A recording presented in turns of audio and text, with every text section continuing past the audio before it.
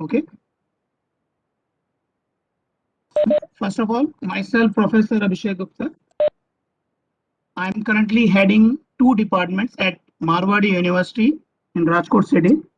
One is your Department of Chemical Engineering as well as your Department of Environmental Science and Engineering.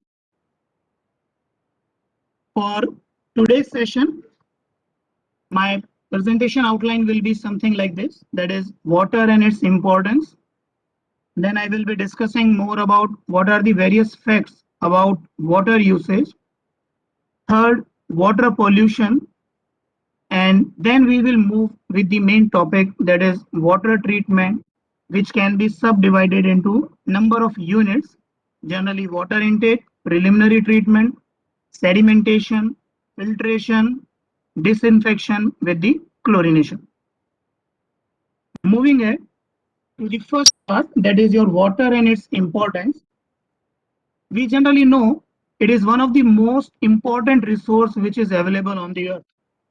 If you can see the all research which has been done by NASA for they are looking for the any planet where we can survive. First source they are looking for is your air as well as your water. Two important resources which are available on Earth are water and air. Its chemical formula is H2O, and it has a phenomena that it is soluble or it is a good solvent.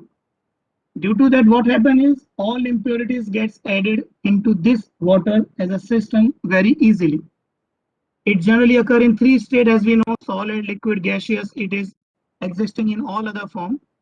It is very necessary for our body, even because it carries food, it carries waste in and out of our body cells. Being on this earth, we know that our earth surface is covered by the 70.9% of by water. Still, we are facing water scarcity. Why is it so? As we can see in the flow chart or in the diagram, that the whatever we are having with us is mostly your saline ocean. That is your 97% part is of saline water, which is available in ocean. Only 3% is your fresh water. And if we divide this thing also, the maximum portion is in terms of glacier and ice caps or in groundwater. Very less water is available in terms of your surface water, that is your 0.3%. Out of which also 87% goes into the lakes and 2% on the rivers. And as you all know, all our major cities are totally dependent on the rivers or the lakes for the water supply, for the municipal water supply to the our locality or our cities or to the villages. And why it is being giving some import, why we are giving so much importance to it, because on earth 1 out of every 5 people which are living on this world does not have access to clean water, and due to which every 15 seconds one another child somewhere dies only due to some disease which is being caused due to the dirty water. As a fact, if we can say, in our last century human population has increased by a factor of 3, then the global water withdrawal, it means water consumption, it has increased by 7-fold. It means even 2 times more than the rate of human population increase. That's why it has become a very hot topic for a today's generation, especially in the our field, that is our environmental field, to conserve water or to treat the water so that we can use it again.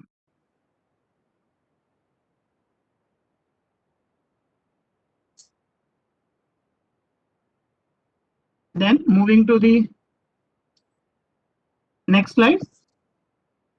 Generally what we are having 3 major sources of drinking water as we can define them. In general, we consider only 2, that is your surface water, which is consisting of your streams, river, lakes, reservoir or wetlands, and the other is your groundwater, which is available just below the in terms of your water table. Third category is your storm water, that is fresh water which is coming with the rain or in the form of precipitation. But in India, we are not focusing on these this third one, because we are not into the condition that we have implemented the rainwater harvesting setup in each and every city. So we are totally dependent on the first two, that is surface water and our groundwater. Now, in general, as per our Ministry of Housing and even Urban Affairs has said that per capita water, it means for a person to live on this earth, the total amount of water required per day on per day basis is 135 liter. It means if you are having two family members at home and you are getting 270 liters per day of water for the your cooking purpose, for your bathing, for taking bath, for drinking, this amount will be totally sufficient for you. So what happened is we consider that this water is free and we are getting this 135 liter very easily. So I will ask this question to all of you, and so that you can also get aware. Is it so? No. As ministry has said, it is 135 liter. It is only for drinking purpose.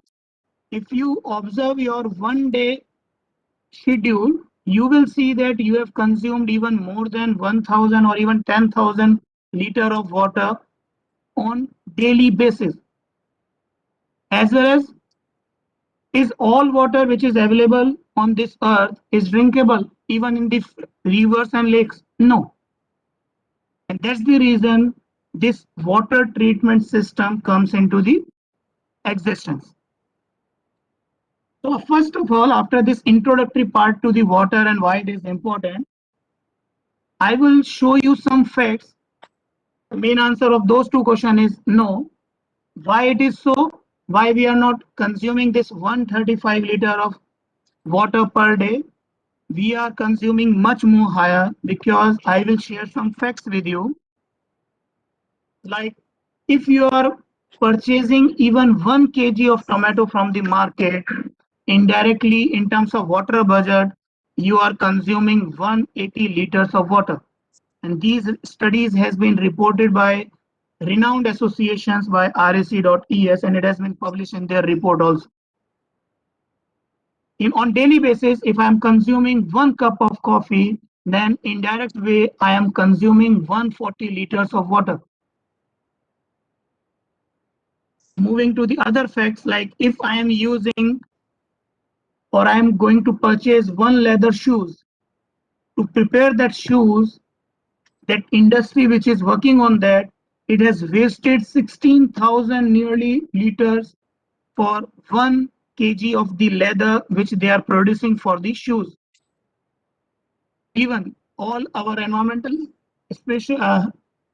persons know that being in sugar industry, they also consume a lot of water. So they have published this data that 1 kg of refined sugar need 1500 liters of water, and even your hamburger require 2400 liters, and a simple plain t-shirt, cotton t-shirt without any even print and color, it required 2700 liter of water. And number of activities they have listed in their report. I have also given the source for your reference also. You can go through that report. From that you will observe that it is not only the 135 liter of water which we are using. Roughly we are using more than 4000 or 5000 liter of water on daily basis. And what we are doing, we are wasting that water, or we are discarding that waste water into the river or any other stream, finally resulting into the water pollution. So these are the few facts that can create awareness in your mind that it is not the 135 liter that government is saying or they are supplying to the city. You are indirectly consuming more than 5000 liter per day. Then what does it result into? It result into the water pollution. What does it do? It result in water pollution. What is water pollution? It is the change in terms of physical, biological, and chemical form which will affect the living organism which will be consuming that water. As rightly said by our chairperson, Dr. Vipin Agrawal, what is pollution? That is if we are making that material unfit for use. What type of use? It depends. It can be your residential use, it can be your industrial use, it can be even your commercial use. But if we are making that thing unfit for use, then it is considered as pollution. And for this resource, it will be considered as your water pollution. And the sources, what we are looking for water pollution, can be categorized under two main subheadings. That is your point source and non-point source. Now, what is point source and what is non-point source? So in maths, we say what is a point? If we mark a dot on any chart or any figure or any graph, that is your point. It means it will not change its location with respect to time. So point is a source which will be having its fixed location, whereas non-point source will be those which will be some sort of having no clarity in terms of their location. They can be arising from any of the location of your city. To categorize these point and non-point source, we can see a city or a graph of our nearby surroundings where we are having cities, suburban areas, rural areas. We are having croplands, animal shelters, even your treatment plants, your industries, whatever we are having, they are generating some sort of wastewater. And what we are doing? We are discarding that wastewater into the river or lake, resulting into water pollution. Okay. So in this, you can see like your cropland, rural, city streets, these are considered a non-point source. Whereas the specific location of the treatment plant, of the industry, these are considered as your point source because they won't be changing any location. Whereas in terms of streets and homes, they can shift if we are considering as a whole. And if we are saying as a single entity as a house, then it will be also considered as a point source. What we are saying up to this point is what is water pollution, and we have defined that our sources can be categorized under two headings, that is your point source and non-point source. And what we are doing, we are discarding all our waste into the river. And finally, what will happen to the downstream of this river side? Whenever next city will be using this river water for the supply to the your city person as a drinking water, they have to first treat this water. That's why this water treatment comes into the existence. Now, first of all, what is water treatment? What I've told you, that if we are processing our water in such a way that it will be fit for its end use. If it is unfit, then it is considered as your pollution. And if it is fit for the desired use, then what we can do, we will provide some process or treatment method, which is considered as your water treatment system. And generally, this water treatment as a systematic process is known as your water treatment plant. All our major cities, urban areas are having these water treatment plants because RMCs or any municipal corporations, before supplying water to their society, they first treat that water, and after that treatment, you receive that water to your home or to your offices. What are the main objectives of this water treatment? The first main objective is production of water which is safe for the human consumption, because as an end use, it is the consumption of water in terms of any activity which can be your drinking, washing, bathing, cooking, etc. Or provision of water that is pleasing to the sense. Why sense? Because even if you are observing that your water is clean, but that water is having some color, that it will be unpleasing to you. If it is having some sort of smell, then it will be considered as unpleasant. So your water supply which is coming to your home should be pleasing in terms of sense. And two senses are there, color and smell specifically. Third, being an industry person, being an any investment where governments are putting, main objective is to produce large amount of water, treated water, but at a reasonable cost. We cannot go with the all treatments which are coming with the research because their cost is very, very high. So our main objective third is production of your adequate water at a reasonable cost. Before going into the depth of the treatment, first we should try to understand what are the major water contaminants. And here I'm saying these are water contaminants. For this presentation, I'm not talking about your wastewater treatment plant or our wastewater contaminant. These are the major contaminants which can be there. Okay, so these can be categorized under 4 subcategories. First is their physical. Physical are those which can be observed by our sixth sense. It can be a color, it can be your turbidity. Turbidity means in terms of presence of solids. If water is having solid, then it is turbid water. If your water is having smell, you can sense the temperature. If all these things are there, then conductivity will be high. It means if ions are there, then conductivity will be high. In terms of chemical properties, we are having pH, acidity, alkalinity, hardness, dissolved solids, metals, nitrogen, salts, pesticides, etc. Because these are the pollutants which will be coming from various sources. Like pesticide will be coming from your crop field, as shown in the figure just back, right? Third category can be your microorganism, which can be your bacteria, virus, parasites, or your radiological. It can be a cesium, plutonium, uranium, because we are also using water as a coolant in our nuclear power plant. And then what we will be doing? Or they can get exposed to some sort of nuclear material in terms of ground or surface water, then this type of contaminants gets added in water. So all these parameters have been defined under the heading of IS method, that is IS 10500, which has been recently modified in 2012. Previously, we are having 1991 standards, but now it has been revised in 2012. And these are the various values for permissible limit and maximum limit. In general cities, we are going with the permissible limit. Okay, say for order and taste, we are not having any unit. But if society agree or if you agree that that water is drinkable, then it is fit for use. For pH, it can be range of 6.5 to 8.5.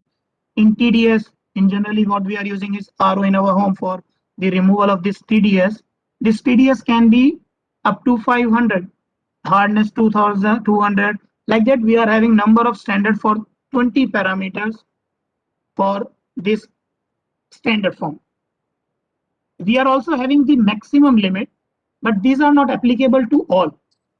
These are applicable to the region where some limitation is there. The water source is not available, treatment is not available, then we can go with these high values like TDS can go up to 2000, hardness can go up to 600, but few parameters are there where no relaxation is given by our Indian government through these standards. So these are the major pollutants and these are their permissible limit. Now, if any municipal corporation is taking water from the river and they found that these parameters which they have observed in the river sample are much more on the higher side to this permissible limit, then they will be going with the water treatment system. And in this water treatment system, it can be subdivided into 9 different steps, which is the main topic of today's session. First is your water intake, then it will be a preliminary treatment, then we will be collecting, we will be providing aeration. Aeration means addition of oxygen. Then next technical term will be your coagulation, flocculation, sedimentation, filtration, disinfection, and at end we will be having storage and distribution. So these are the 9 main sub-steps of this water treatment system, which is also known as your conventional water treatment system. Method But in general, we are going with these steps in terms of water treatment system. This is the pictorial view where you can see at the top on the left hand side, we are having a lake as a source from where we are taking water as an through a intake pipe. Then it will be going through some preliminary treatment. Then after that, we are having number of treatment, and at the end, we will be storing that treated water into the overhead tanks, which you can observe all over your city areas. RMCs are having number of these type of tanks where they store water and then they supply to the nearby societies. Now we will go into the depth. What are these steps and how this water treatment take place? First step is your water intake. It means first we have to collect or allow the water which is there in lakes or river to come to those treatment plant which will be located to the near of this source. The first is your water intake, and it is defined as a device or a structure which is specifically constructed for this thing, that we will be drawing water from this source and we will be conveying that water to the water treatment system or water supply system. And as you can see in this figure, we can be categorized under four main categories. First is your wet intake. Wet means if your whole system is dipped in the water, then it is considered as wet.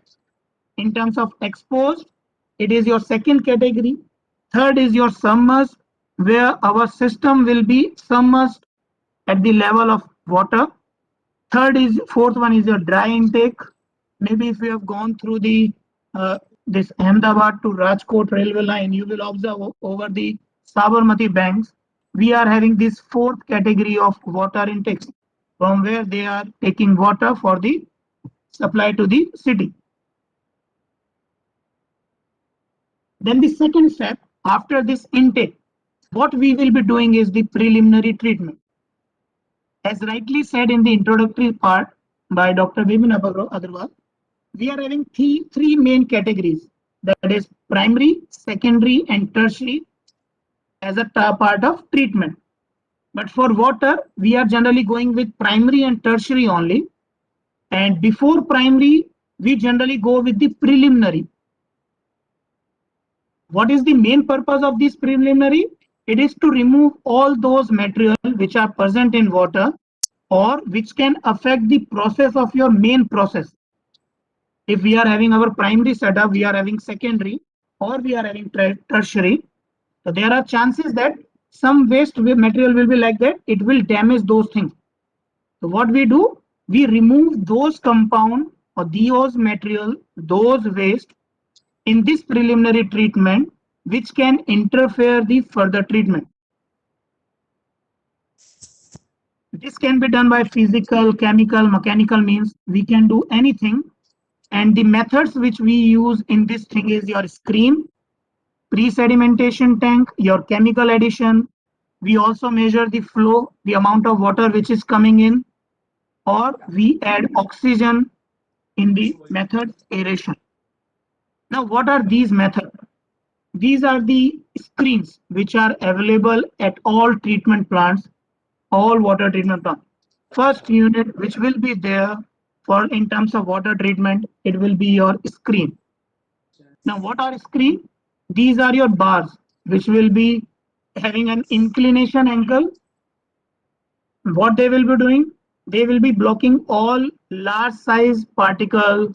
Say in water, you will be observing polythenes are there, many floating materials are there, which will be coming through intake system. Then first, what we will be doing, we will be removing all those things. So we will be using bar screen, which will be having opening in between so that water can pass, and the particle which will be having larger size than that of opening will get trapped. Those screen can be of two categories. One is your manual screen and second one is your mechanical. If we will be cleaning all those screen by our hand, then it will be your manual. And if we will be having some mechanical system, then it will be termed as a mechanical screen. After this screen or after adding some chemical, The second main step as a treatment will be termed as, in terms of technical term, it is known as coagulation and flocculation. Now, what is coagulation and flocculation? So as we have said that large size dust particle we have removed through screen. Now we will be having some medium sized dust particle which are not having some tendency to settle down under the effect of gravity. And what scientists have observed that all these type of solids are known as your colloidal solids. What are colloidal solids? They generally have negative charge. And what happened? All particles are having negative charge. And as all we know that if particles are having same charge, they will repel each other. So what happened? All these medium-sized particles, they cannot form a clump or they will not combine, will make a flock and they will settle down. So what we do in this treatment is, first we will remove that negative charge. First what we will do? We will remove the negative charge with the help of a alum. It is your alum which can be used in industries. All other materials can also be used like ferric sulfate for this process. All those compounds which are having Al3 plus or Fe3 plus can be used as a coagulant, as a chemical to be added for this method. As in figure, you can see that on the right hand side figure, in first we are having impurities which are far away to each other. And what we are doing? We are adding coagulant, that is your alum. Now what happened to the alum is, if we are having some particle which is of say negative charge and they are repelling to each other, now what will happen? Al3 plus will get attached to these things. What will happen? Al3 plus will get attached to these three things, these negative items. And what they will do? They will neutralize these dust particles. What alum will do? It will neutralize all these particles. Now what will happen after this neutralization? As we can see, now if all particles have been neutralized, it means now they are not having negative charge. It means they will not repel to each other. Then what will happen? They will come closer to each other and will form a group of particles like this. And finally, due to their increase in mass, they will be having a tendency that they will settle down very easily. So this is your coagulation method through which we can remove all those dust particles which cannot be removed very easily, which cannot be removed by under the effect of gravity. So this is your coagulation. As a next step in this, it is your flocculation. Now what is there in flocculation is, we divide our setup into coagulation and flocculation. This whole process what I have discussed is can be subdivided into two parts. First is your rapid mixing, in which we will be mixing our chemical at a very high speed, and one where we will be mixing at a slow speed. First is your coagulation, where we will be using flash mixing, and when we will be using slow speed, it is known as flocculation. So with the help of this coagulation and flocculation, what we can do is we can achieve the removal of dust particle or the particle which are present in water and are not having tendency to get removed through this under the effect of gravity. They cannot settle down very easily. After this, as you can see through this video also, that what is coagulation? We are having negatively charged colloidal particle. We will be adding some alum. What it will do? It will neutralize this thing. We will mix it very slowly, so that through this mixing, what will happen? They will form a flock. This is known as flock. It means they will combine to each other. And what will happen? That after they make a flock, they will settle down very easily, because as they will combine, their overall weight increases. And if their overall weight increases, what we can say is they will be having a tendency that they will settle down under the effect of gravity very easily. Now this settling, what I'm telling that they will settle down, this settling take place in this tank. That is your sedimentation tank. So up to this coagulation, flocculation, we have mixed, we have targeted that all our particle gets neutralized. they get combined or will form flock.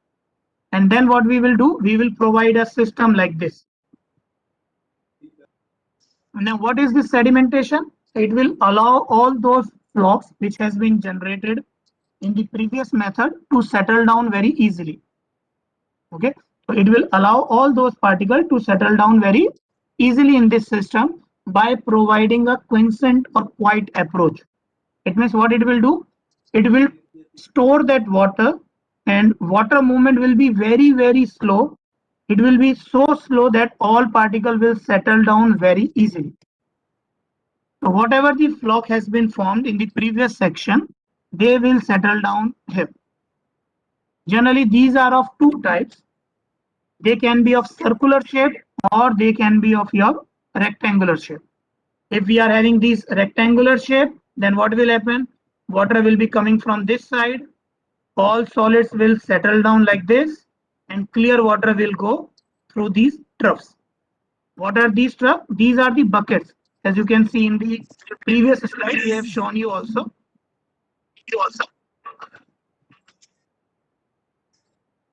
These are the troughs. As you can see in this figure, these are the buckets. So water will overflow through this and will get collected after the treatment. So this structure can be of two types, circular and rectangular, as I was telling. That first one is your rectangular, in which water will be coming through this section, then water coming, then solid settling, and water will be going outside through this approach. In circular one, water will be coming through the central pipe and it will be getting distributed along this circumference. Okay, as it has been represented by arrows. By the time, what will happen? This water will come, it will move like this, all solid will fall down, and clear water will get collected through these troughs. So in this sedimentation tank, what we are targeting is the removal of all those particles or all those flocks which has been produced under coagulation and flocculation step. After removing all these things, what we have done is, up to this point, we have tried to remove all sorts of solid particles. Whatever we want to remove is, up to this part, what we targeted is the removal of solids. Even if some solids, because every system will be having a limitation that it cannot remove with 100% efficiency. Obviously, a very small portion of dust particle will be there, which will be going ahead of this system. So for the removal of all those particles, we will be going with next method. Now these are the sedimentation tank. In real, they look like this. If you have observed on any road, any treatment plant, you will see that these circular water tanks will be there in water treatment plant. So all these are your sedimentation tank. So whatever the dust particle which is getting passed through the sedimentation is being trapped with the help of the next method, that is your filtration. What is filtration? Obviously, with some source or with some surface, we will try to capture all dust particles which are present there, which can be a mechanical process or it can be a physical process. But generally what we do, we categorize our filtration under these subheadings. Your ultra filtration, micro, nano, RO, these are membrane filtration, reverse osmosis. We can also have cake filtration. But in municipal level, we generally do not go with these membrane filters in India. We generally prefer these two methods, that is your slow sand filter and rapid sand filter. It means we will be having a layer of sand and we will pass the water which is coming from the sedimentation tank and we will allow to pass through it, so that all solids which has been passing through the sedimentation tank gets trapped in between those sand particles. So what we do is we use this slow sand filter as well as rapid sand filter for the treatment. Sorry for interruption. This meeting Yes, will sir. be ended in next 2 minutes. So please rejoin again when this meeting will be ended. Please continue. Okay, thank you, sir, for the information. So these are the real pictorial view of your rapid sand and slow sand filter. So in slow sand filter, as we can see that this is a layer of sand through which we are passing water. But by name it is clear slow. It means water will percolate at very slow speed. And by name it is clear rapid sand filter. It means in which water will pass at very high pace.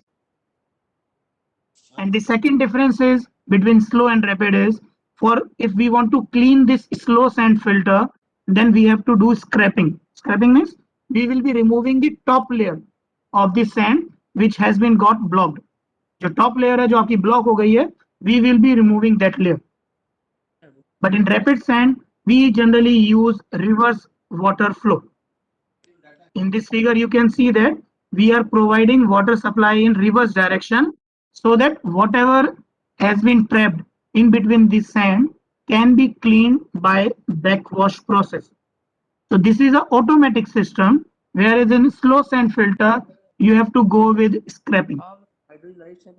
So these filters can be subdivided into these two categories.